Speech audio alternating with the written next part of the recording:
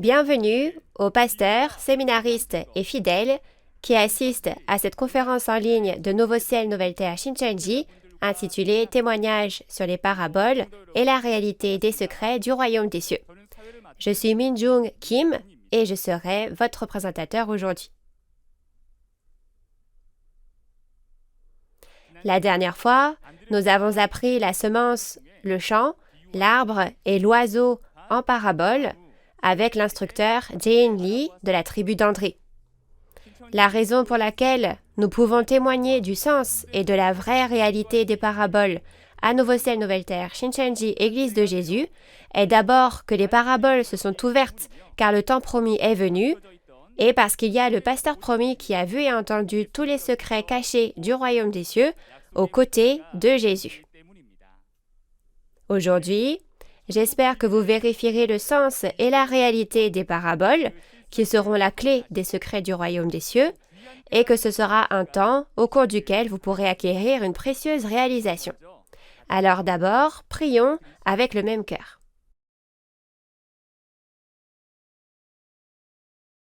Dieu notre Père, véritable et très saint, nous vous rendons grâce et gloire de nous avoir permis d'organiser cette conférence en ligne de Nouveau Ciel, Nouvelle Terre Shincheonji, témoignages sur les paraboles et la réalité des secrets du royaume des cieux dans le monde entier.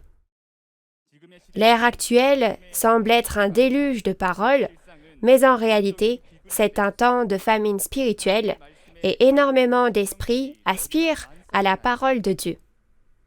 Dans une telle ère, nous vous remercions de nous avoir envoyé le serviteur fidèle et prudent, le messager de Jésus, pour nous donner la nourriture au temps convenable. Beaucoup de gens en ce temps sont venus ici parce que le royaume de Dieu leur manque et qu'ils veulent le connaître. Souvenez-vous-en et accordez-nous les yeux pour voir, les oreilles pour entendre et le cœur pour réaliser, afin que lorsque la précieuse parole de nourriture au temps convenable descend du ciel, ce soit un temps de grâce au cours duquel nous sommes touchés et que chacun réalise et rende grâce et gloire à Dieu le Père. Nous confions tout ce temps du début à la fin au Père et nous avons prié au nom de Jésus qui est mort sur la croix pour nos péchés. Amen.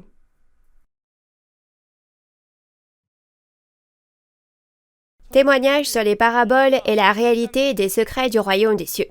Aujourd'hui, à l'occasion de cette 6e conférence, nous allons vous témoigner de la nourriture et du levain en parabole. Nous allons accueillir l'instructeur Pom-Jin Kim de la tribu de Tadé qui prêchera la parole aujourd'hui. Bonjour à tous les pasteurs, séminaristes et fidèles du monde entier qui vivent leur foi dans l'espoir d'aller au royaume des cieux. Je suis Pom-Jin Kim, un instructeur du centre qui a appris d'un des 12 chefs de tribu de Nouveau Ciel, Nouvelle Terre Shincheonji, le chef de la tribu de Tadé. Notre chef de tribu a lui-même appris du président de Nouveau Ciel, Nouvelle Terre Shincheonji, Mani Lee. Merci beaucoup de participer aujourd'hui à la conférence en ligne de Nouveau Ciel, Nouvelle Terre Shincheonji intitulée « Témoignages sur les paraboles et la réalité des secrets du royaume des cieux ». Je crois que cette conférence sera pour vous un temps précieux qui vous permettra de réaliser le vrai sens et la réalité des paraboles des secrets du royaume des cieux. Pour réitérer un point important, vous ne devez pas prendre au pied de la lettre les paroles des secrets du royaume des cieux, mais vous devez absolument connaître le véritable sens à l'intérieur des paraboles. Le titre de la parole d'aujourd'hui est leçon numéro 5, la nourriture et le levain en parabole. Il existe 2 types de nourriture et de levain dans la Bible. Premièrement, il y a la nourriture et le levain physique. Cette nourriture est ce que nous mangeons chaque jour pour nous maintenir en vie, n'est-ce pas?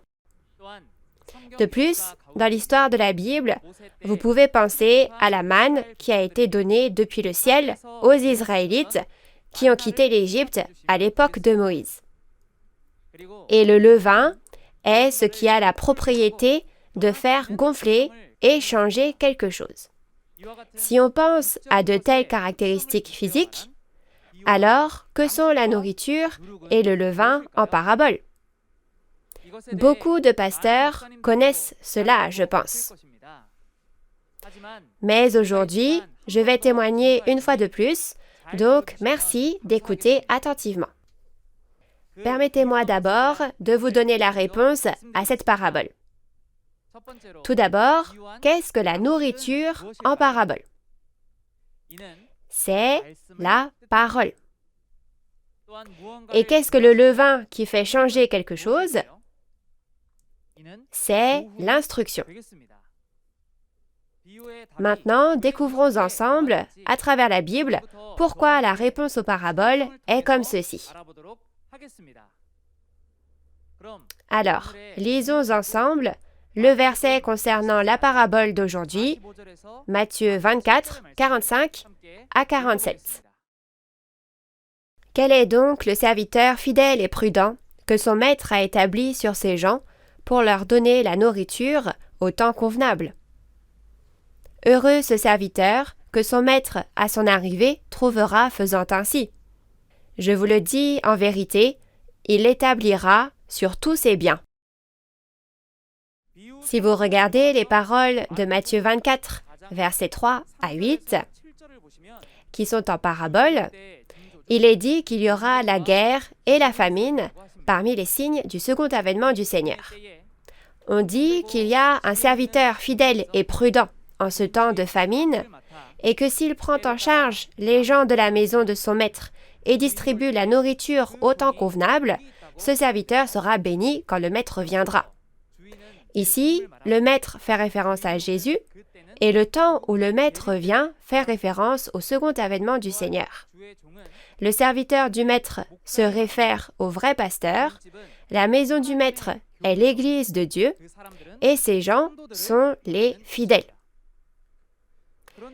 Mais alors, pourquoi ce serviteur est-il béni quand le maître vient?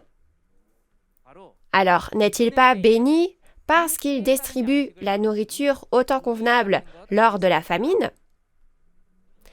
Alors, chers fidèles, que signifie cette nourriture et cette famine? Parle-t-on de la famine et de la nourriture physique? Si oui, ne serait-ce pas une situation où nos pasteurs non seulement prêchent la parole à l'Église, mais doivent également aller chercher de la nourriture pour nourrir les membres de l'Église? J'espère que ce temps vous permettra de réaliser clairement ce qu'est la nourriture dont on parle ici. Nous devons le savoir d'autant plus clairement qu'il est très important pour nous de manger la nourriture physique, car c'est une question de vie ou de mort. Tout d'abord, tout comme notre corps a besoin de manger la nourriture physique pour vivre, notre esprit a besoin d'entendre la parole de vie qui est la nourriture spirituelle pour vivre. En d'autres termes, tout comme la nourriture est essentielle au maintien de la vie, la parole qui est essentielle pour que nos esprits vivent est comparée à de la nourriture.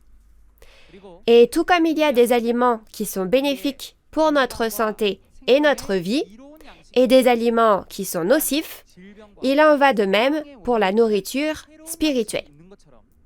C'est-à-dire qu'il y a la nourriture de Dieu qui fait vivre notre esprit, et il y a la nourriture de Satan qui fait mourir notre esprit.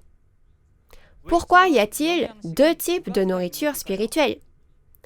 C'est parce que, comme nous l'avons entendu auparavant, il y a deux entités dans le monde spirituel, Dieu et Satan. Par conséquent, je pense que vous comprendrez bien que la nourriture spirituelle est également divisée en deux types. Alors, quelle est cette nourriture spirituelle que Dieu nous donne? Jérémie 15, verset 16 dit « J'ai recueilli tes paroles et je les ai dévorées. Tes paroles ont fait la joie et l'allégresse de mon cœur. » Voyant ici que nous mangeons la parole de Dieu, la Bible compare donc cette parole à de la nourriture, n'est-ce pas? La nourriture physique est ce que nous mangeons avec notre bouche, mais la nourriture spirituelle, la parole, est ce que nous écoutons et donc mangeons avec nos oreilles. Alors, pourquoi la parole de Dieu est-elle comparée à la nourriture de cette manière?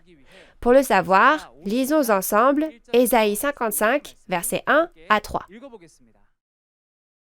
Vous tous qui avez soif, venez aux eaux, même celui qui n'a pas d'argent. Venez, achetez et mangez. Venez, achetez du vin et du lait, sans argent, sans rien payer. Pourquoi pesez-vous de l'argent pour ce qui ne nourrit pas? Pourquoi travaillez-vous pour ce qui ne rassasie pas? Écoutez-moi donc, et vous mangerez ce qui est bon, et votre âme se délectera de mets succulents. Prêtez l'oreille, et venez à moi. Écoutez, et votre âme vivra. Je traiterai avec vous une alliance éternelle, pour rendre durables mes faveurs envers David. Dieu dit, venez aux eaux, vous tous qui avez soif, et achetez du vin et du lait, donc la vraie nourriture que Dieu donne, sans rien payer.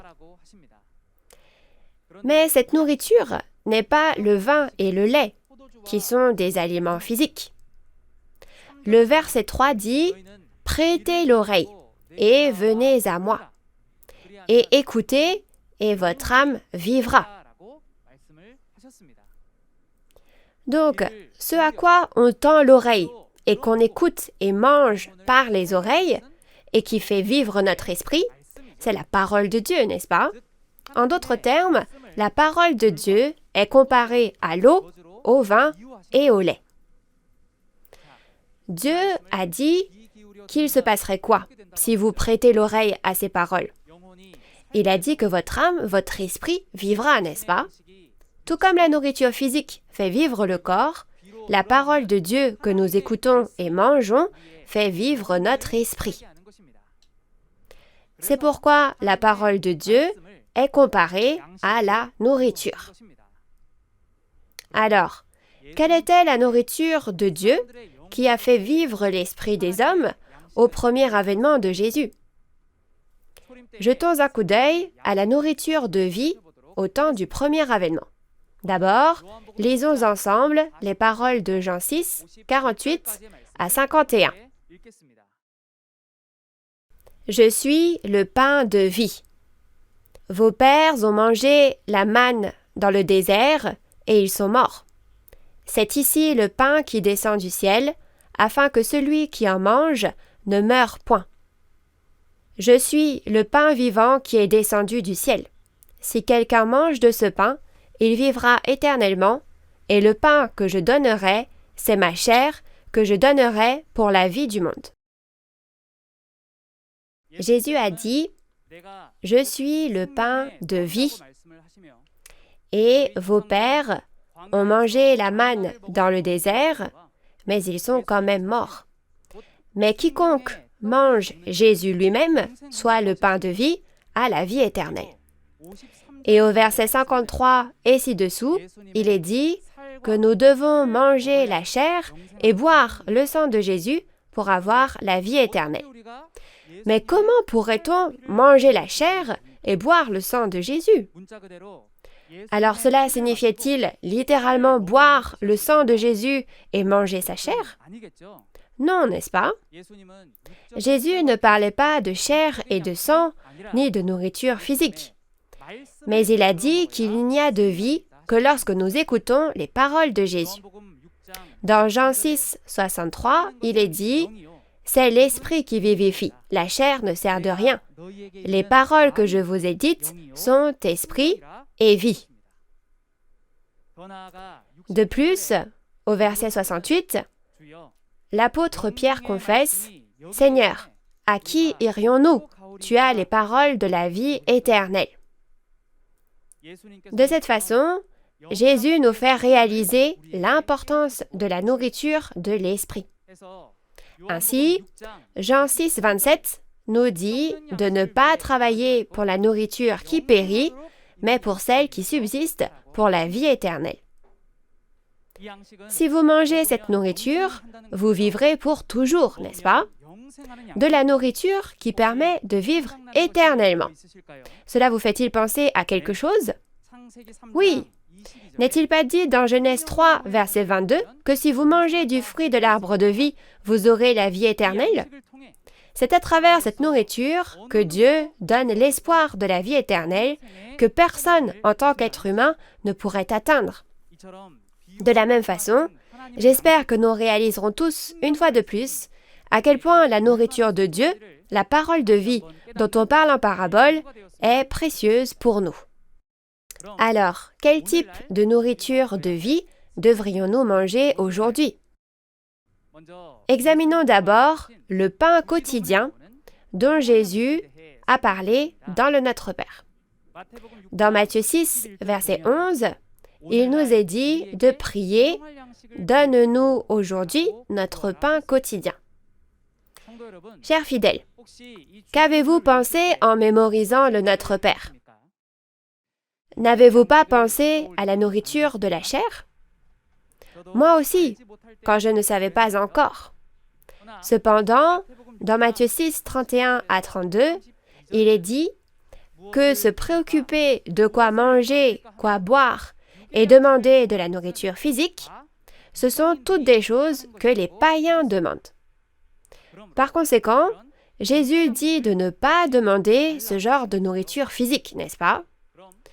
Alors, quel est le pain quotidien que le Notre Père dit de demander? Est-ce de la nourriture physique? Non, bien sûr. Il nous est dit de demander la nourriture spirituelle. En particulier, il nous est dit de prier afin que nous puissions manger cette nourriture au temps fixé appelé aujourd'hui, c'est-à-dire au temps de la faim. La raison est que cette famine se produira au temps de la faim, comme dans Matthieu 24, qui est une parole en parabole. Alors, à quoi ressemblera cette famine au temps de la faim?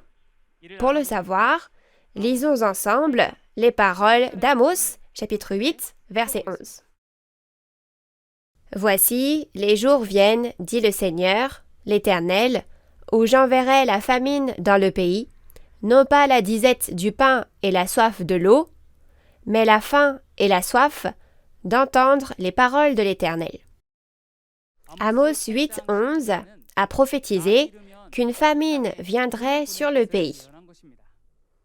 Cependant, ce n'était pas une faim par manque de nourriture ou une soif d'eau par manque d'eau, mais une famine de ne pas entendre la parole de Dieu, c'est-à-dire une famine spirituelle. Tout comme la nourriture en parabole était la nourriture spirituelle, cette famine qui surviendra au temps de la faim est aussi une famine spirituelle. Mais quand on y pense, n'est-ce pas étrange? La parole de Dieu, qui est la nourriture spirituelle, s'est diffusée de plus en plus dans le monde au fil du temps. Si vous allez dans une librairie chrétienne aujourd'hui, vous pouvez trouver de plus en plus de nourriture spirituelle. Alors pourquoi est-il dit que la famine arrive? La raison peut être vue dans les paroles d'Ésaïe 29, 11 à 13. Il est dit que cette vision, soit cette prophétie, est comme les mots d'un livre cacheté, que personne ne peut comprendre, les savants, ceux qui savent lire, comme les ignorants, ceux qui ne savent pas lire. Il est aussi dit que ce peuple s'approche de Dieu et l'honore avec ses lèvres, mais son cœur est éloigné de Dieu. Résultat, ils enseignent et apprennent seulement avec les commandements des hommes et non de Dieu. De plus, selon les paroles d'Apocalypse 5, 1 à 3, le livre prophétique représentatif du Nouveau Testament, il y a un livre dans la main de Dieu et il est scellé de 7 sceaux. Le problème est que personne au monde n'a jamais ouvert ni regardé ce livre. Quel est donc ce livre scellé? Ce sont précisément les paroles de l'Apocalypse de Jean, scellées de 7 sceaux, qui ont été prêchées pendant 2000 ans en parabole. Alors, comment avons-nous vécu notre foi jusqu'à présent? N'étions-nous pas comme dans une nuit noire parce que nous ne connaissions pas la volonté de Dieu? Ainsi, de nombreuses théories et commentaires créés par les pensées humaines abondent. Et au milieu de cela, n'avons-nous pas peut-être pratiqué une foi aveugle? Dans ce cas, ne pouvons-nous pas dire qu'aujourd'hui est un temps de famine spirituelle? Alors, que devrions-nous faire en période de famine spirituelle? Ne devrions-nous pas chercher et demander la nourriture que Dieu donne en ce temps-là? Encore une fois, revoyons le point principal de la parabole de la référence d'aujourd'hui. Premièrement, quel genre de nourriture, soit de parole, est la parole au temps convenable que les fidèles doivent manger au temps du second avènement du Seigneur dans Matthieu 24? Et deuxièmement, qui est ce vrai pasteur, le serviteur fidèle et prudent, qui distribuera cette nourriture? C'est ce que nous devons absolument savoir. Premièrement, comme dans Matthieu 24, verset 7, en période de famine spirituelle, la nourriture au temps convenable est donnée et nous devons absolument la manger. Comme nous l'avons vu dans la Bible, cette dernière est divisée en histoire, instruction et prophétie. Parmi ce contenu, la parole qui s'accomplit à un temps donné est précisément la prophétie. La nourriture donnée au temps convenable est la parole qui témoigne de la prophétie et même de la réalité qui s'accomplit selon la prophétie lorsque cette dernière s'accomplit. Au temps où la prophétie s'accomplit, ne devrions-nous pas écouter et savoir ce qui s'est accompli? C'est ce que nous appelons la parole révélée. Révélation signifie ouvrir et montrer en caractère chinois. En d'autres termes, la prophétie qui a été scellée en parabole est maintenant accomplie et la réalité est apparue, donc ce n'est plus un secret, mais la parole ouverte est témoignée. Nous devons savoir que ces paroles sont la vraie nourriture que nous devons manger pour être sauvés aujourd'hui. Cette nourriture est aussi le pain quotidien que nous devons demander aujourd'hui, comme mentionné dans le Notre Père. Ensuite, découvrons qui est le serviteur fidèle et prudent qui distribue la nourriture au temps convenable. Pour le savoir, lisons ensemble Apocalypse chapitre 2, verset 17. Que celui qui a des oreilles entende ce que l'Esprit dit aux églises. À celui qui vaincra, je donnerai de la manne cachée, et je lui donnerai un caillou blanc, et sur ce caillou est écrit un nom nouveau que personne ne connaît, si ce n'est celui qui le reçoit. Dans Apocalypse 2, verset 17, lors de l'accomplissement de l'Apocalypse, Jésus a promis de donner la manne qui était cachée à celui qui vaincra. La manne qui était cachée est la nourriture, c'est-à-dire la parole. Jusqu'à présent, elle était scellée. Ce sont les paroles des secrets du royaume des cieux cachés en parabole. Aujourd'hui, alors que la prophétie de l'Apocalypse s'est accomplie et que la réalité est apparue, la parole scellée a été ouverte. Elle était cachée en parabole, puis elle s'est ouverte. Nous pouvons donc l'appeler la parole révélée. Et c'est aussi la nourriture au temps convenable que Dieu donne à l'époque de Matthieu 24. Mais à qui Jésus a-t-il donné cette nourriture? Elle est donnée à celui qui vaincra. Alors, qui est ce vainqueur? Qui a-t-il combattu et vaincu? Comme vous l'entendrez plus en détail plus tard, cela fait référence à celui qui a combattu et vaincu le groupe de Satan. Et le vainqueur reçoit la manne qui était cachée et la mange. Cette manne n'est-elle pas la nourriture qui descend du ciel? Cependant, en regardant les paroles d'Apocalypse 10, il y a un livre ouvert venant du ciel, et nouveau Jean qui reçoit ce livre et le mange. Alors, ce nouveau Jean, ne serait-il pas le vainqueur qui reçoit et mange la manne qui était cachée? Dans Apocalypse 22, verset 16 aussi, nouveau Jean qui a reçu ce livre ouvert et l'a mangé, est dit être le messager de Jésus envoyé aux églises. Pasteur et fidèle du monde entier, celui qui distribue ainsi la nourriture au temps convenable, le serviteur fidèle et prudent, nouveau Jean, le vainqueur, qui a reçu et mangé la manne qui était cachée, soit le livre ouvert, le messager de Jésus, est-il apparu? S'il est apparu, ne devrions-nous pas chercher et rencontrer ce pasteur? J'espère sincèrement que vous tous qui écoutez ces paroles rencontrerez à tout prix le serviteur fidèle et prudent, mangerez la précieuse nourriture au temps convenable et qu'ensemble, nous réaliserons notre espoir. Jusqu'à présent, nous avons vu la nourriture de Dieu. Ensuite, regardons la nourriture de Satan. Il y a aussi des aliments de Satan que nous ne devons jamais manger. Premièrement, dans Proverbe 4, verset 17 et Malachie 1, verset 7, il y a aussi de la nourriture appelée pain de la méchanceté et aliments impurs. Alors, le pain, c'est du pain. Mais ici, c'est le pain de la méchanceté, soit de l'iniquité. L'iniquité, c'est être injuste. Mais parmi les pains physiques, quel genre de pain est injuste? On parle de pain spirituel, bien sûr. On parle de nourriture spirituelle.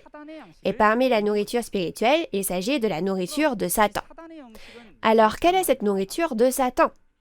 Puisque la nourriture de Dieu était la parole de Dieu, c'est-à-dire la vérité, les choses de Satan sont le contraire, n'est-ce pas?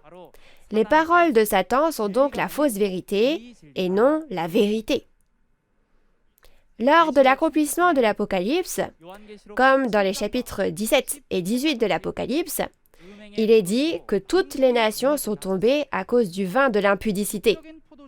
Quel genre d'impudicité peut-il bien y avoir dans du vin physique?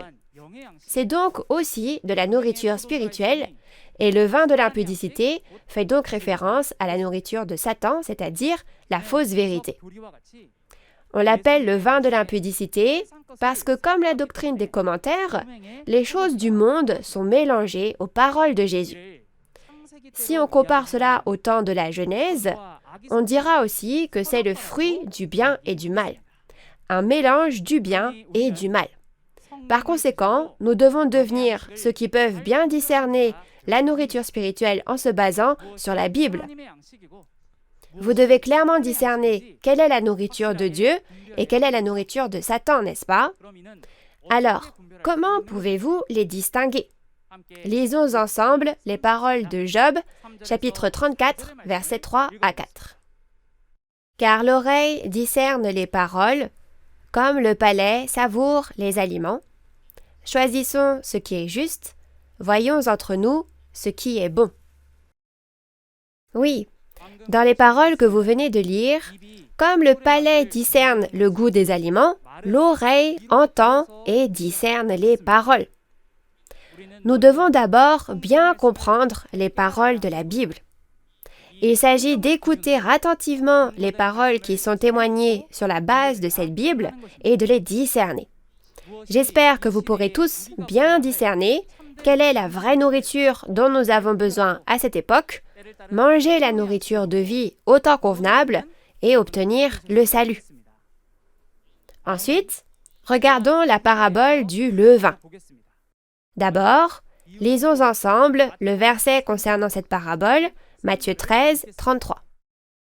Il leur dit cette autre parabole, « Le royaume des cieux est semblable à du levain qu'une femme a pris et mis dans 3 mesures de farine jusqu'à ce que la pâte soit toute levée. » Dans Matthieu 13, 33, il est dit que le royaume des cieux est comme du levain qu'une femme a pris et mis dans 3 mesures de farine jusqu'à ce que la pâte soit toute levée. Premièrement, les caractéristiques physiques du levain sont qu'il fait gonfler et changer quelque chose. Si le royaume des cieux est comparé au levain, cela signifie que nous devons changer pour entrer au royaume des cieux, absolument. Donc, d'abord, nous devons savoir ce qu'est ce levain en parabole, et de plus, c'est un fait que nous devons nous efforcer pour changer. Dans la référence, il est dit qu'une femme met du levain dans la farine pour la faire gonfler. Alors, qu'est-ce que cela signifie? Dans Galates 4, verset 19, un pasteur comme Paul est comparé à une femme. Ainsi, la femme en parabole signifie le pasteur. Et le récipient fait référence au cœur de l'homme. Donc ça, c'est le contenu que vous verrez la prochaine fois. Autrement dit, le pasteur comparé à la femme met du levain dans le cœur des hommes pour le faire gonfler, n'est-ce pas? Alors, découvrons quelle est la vraie signification de la parabole du levain, la plus importante dans ce verset. Lisons ensemble les paroles de Matthieu 16, 6 à 12. Jésus leur dit, « Gardez-vous avec soin du levain des pharisiens et des sadducéens. » Les disciples raisonnaient en eux-mêmes et disaient, « C'est parce que nous n'avons pas pris de pain. » Jésus, l'ayant connu, dit, « Pourquoi raisonnez-vous en vous-même, gens de peu de foi, sur ce que vous n'avez pas pris de pain? Êtes-vous encore sans intelligence? Et ne vous rappelez-vous plus les 5 pains des 5000 hommes et combien de paniers vous avez emportés, ni les 7 pains des 4000 hommes et combien de corbeilles vous avez emportés? Comment ne comprenez-vous pas que ce n'est pas au sujet de pain que je vous ai parlé? Gardez-vous du levain des pharisiens et des sadducéens. » Alors ils comprirent que ce n'était pas du levain du pain qu'il avait dit de se garder, mais de l'enseignement des pharisiens et des sadducéens. Jésus a dit à ses disciples de se méfier du levain des pharisiens et des sadducéens, qui étaient les faux pasteurs de l'époque.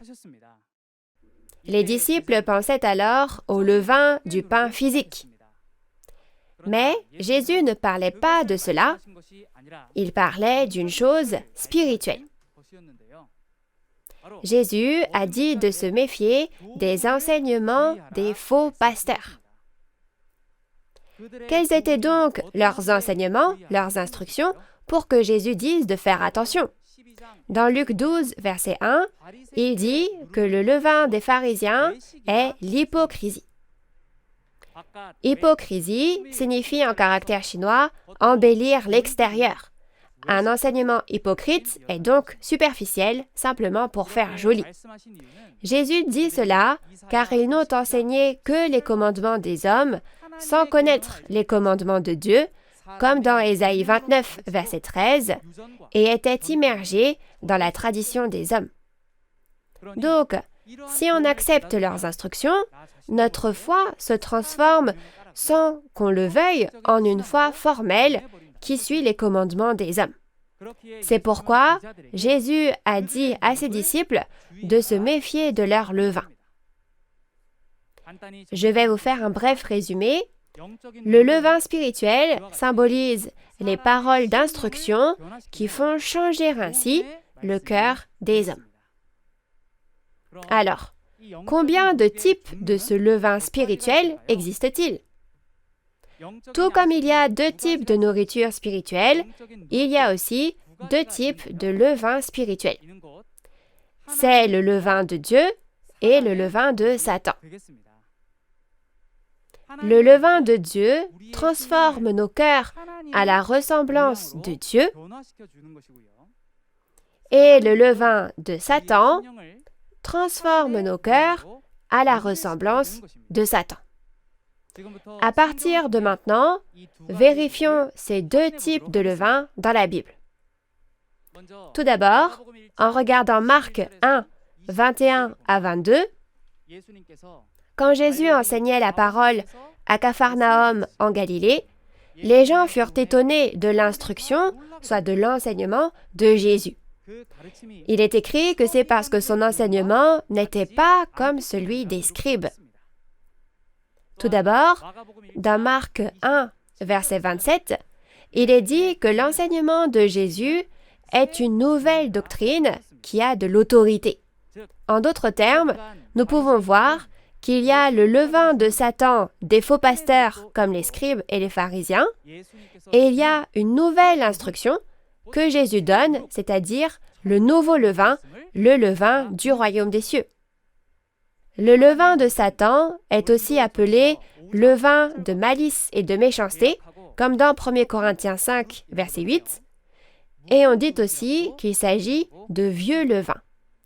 C'est-à-dire que c'est une instruction, une doctrine enseignée par les commandements des hommes, ancrée dans la tradition et ce qui a été passé de génération en génération.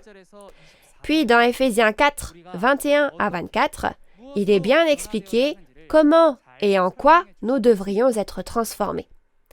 Il nous est dit de nous débarrasser de notre ancien moi, qui est corrompu par les convoitises trompeuses, et d'être renouvelés dans notre esprit, notre cœur, et de revêtir l'homme nouveau de Dieu, qui a été créé dans la justice et la sainteté de la vérité.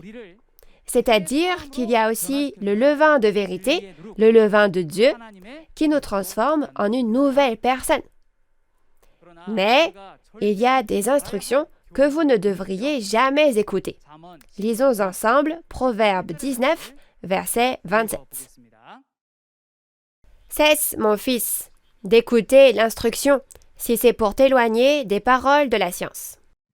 Quand vous regardez la parole, cesse, mon fils, d'écouter l'instruction, si c'est pour t'éloigner des paroles de la science, cela montre qu'il y a des paroles de science, soit de connaissance de Dieu, que nous devons écouter, mais il y a aussi des instructions qui nous éloignent de la parole de Dieu.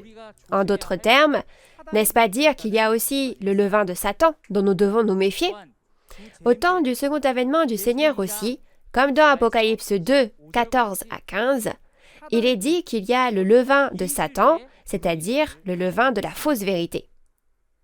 Par conséquent, si vous êtes un croyant vivant au temps du second avènement du Seigneur aujourd'hui, vous devez savoir ce qu'est ce levain et vous devez aussi bien savoir faire la distinction. Si nous résumons une fois de plus, le levain de Dieu est l'instruction de Dieu et si nous l'acceptons, nos cœurs seront transformés à la ressemblance et à l'image de Dieu.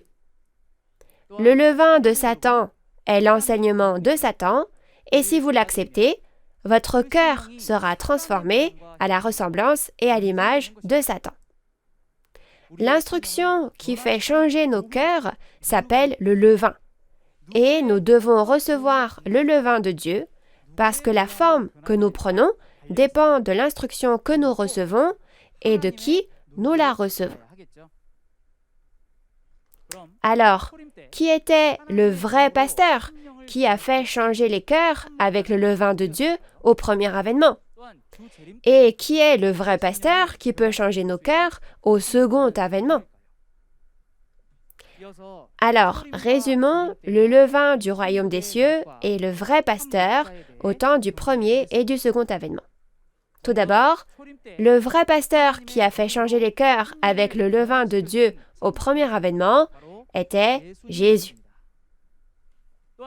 De plus, les paroles d'instruction que Jésus a prononcées étaient le levain du royaume des cieux, soit le témoignage de la réalité de l'accomplissement des prophéties de l'Ancien Testament.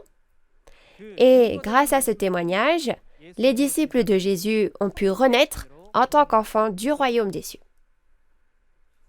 Ensuite, le temps du second avènement du Seigneur. Premièrement, en regardant les paroles de Luc 17, 26 à 30, il est dit que le temps du second avènement du Seigneur sera pareil que les jours de Noé et de Lot. Par conséquent, aujourd'hui aussi, au second avènement du Seigneur, il y a peu de gens qui croient et sont sauvés, comme alors dans l'histoire de la Bible. Aujourd'hui, pour être sauvés, ne devons-nous pas écouter la parole d'instruction qui est le levain du royaume des cieux? Tout d'abord, le vrai pasteur qui témoignera de cette parole d'instruction lors du second avènement est le serviteur fidèle et prudent dont Jésus a parlé dans la parabole d'aujourd'hui, le messager de Jésus envoyé pour les églises. Et nous devons absolument écouter les paroles d'instruction témoignées à travers ce pasteur. Ce sont les paroles révélées qui témoignent des prophéties du Nouveau Testament et de leur accomplissement. Ces paroles sont le levain du royaume des cieux qui nous font naître de nouveau en tant qu'enfants du royaume des cieux aujourd'hui. Quel genre de cœur devrions-nous avoir lorsque nous écoutons ces paroles d'instruction du royaume des cieux? Oui, il faut avoir un cœur qui veut changer et renaître. S'il y a quelque chose sur laquelle je m'étais trompé et que j'ai mal fait dans ma vie de foi, cela signifie que je dois résolument jeter ce qui est mal et accepter la vérité et être changé pour être renouvelé. Avec un tel courage et une telle foi, j'espère sincèrement que vous deviendrez les héros de l'histoire qui atteindront l'espoir du royaume des cieux. Résumons maintenant la parole d'aujourd'hui. Tout d'abord, la nourriture de Dieu est la vraie parole de vérité qui fait vivre notre esprit. La nourriture de Satan est la parole de fausse vérité qui tue notre esprit. Par conséquent, nous devons bien faire la distinction entre ces deux choses en nous basant sur la Bible. Et plus important encore, il y a la nourriture au temps convenable que nous devons manger au second avènement du Seigneur. C'est la parole révélée de Matthieu 24 et de l'Apocalypse de Jean qui témoigne des prophéties et de la réalité qui s'est accomplie selon ces prophéties. Aujourd'hui est le temps où les prophéties s'accomplissent. Maintenant, nous devons absolument écouter la parole révélée qui est ouverte une fois le temps venu et non scellée en parabole.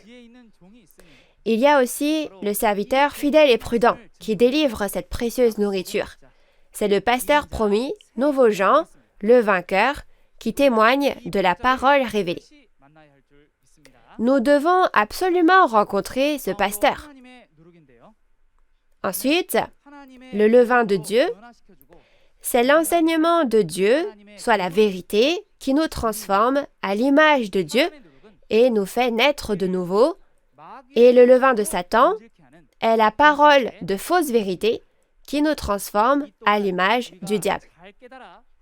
Nous devons également bien le réaliser et être capables de les distinguer. Si vous assistez aux conférences suivantes et écoutez attentivement, vous pourrez faire la distinction entre ce qui est de Dieu et ce qui est de Satan. Pasteurs, séminaristes et fidèles qui écoutent ceci en ce moment même, le but et l'espoir de notre foi sont le royaume des cieux et la vie éternelle. Dans ce cas, aujourd'hui, nous devons rencontrer le serviteur fidèle et prudent que Jésus a promis dans le Nouveau Testament, le vrai pasteur, et manger la vraie nourriture, la parole révélée au temps convenable, et nous devons nous efforcer de devenir une nouvelle personne, transformée par le levain de Dieu, et atteindre ainsi le royaume des cieux. La prochaine leçon vous sera bien enseignée par un autre instructeur. Il donnera une conférence plus intéressante, amusante, enrichissante et claire que moi. Vous ne serez pas déçus par la prochaine conférence. J'espère que vous écouterez bien. Maintenant, pour finir, dans le sens où nous sommes un en Dieu et en Jésus, je voudrais que nous clamions « We are one », nous sommes un tous ensemble. Quand je dirai « We are one », veuillez lever votre doigt comme ça et nous le clamerons tous ensemble. Nous sommes un en Dieu et en Jésus. We are one. Nous sommes un. Je vous remercie. Nous allons terminer en priant Dieu.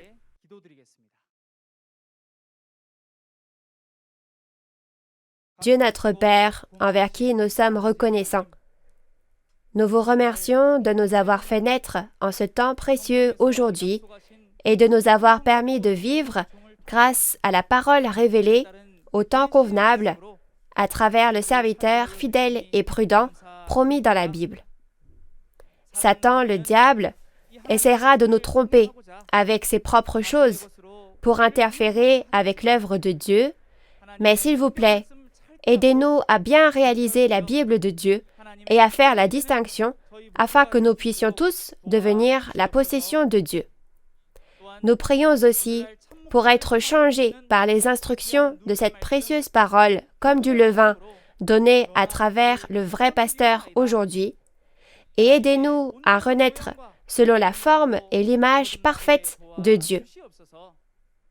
Veuillez être avec nous au cours des conférences en ligne restantes et aider de nombreuses personnes à y assister et à recevoir une grande grâce. Nous vous remercions pour toutes choses et nous prions au nom de Jésus. Amen. Merci d'avoir écouté jusqu'au bout.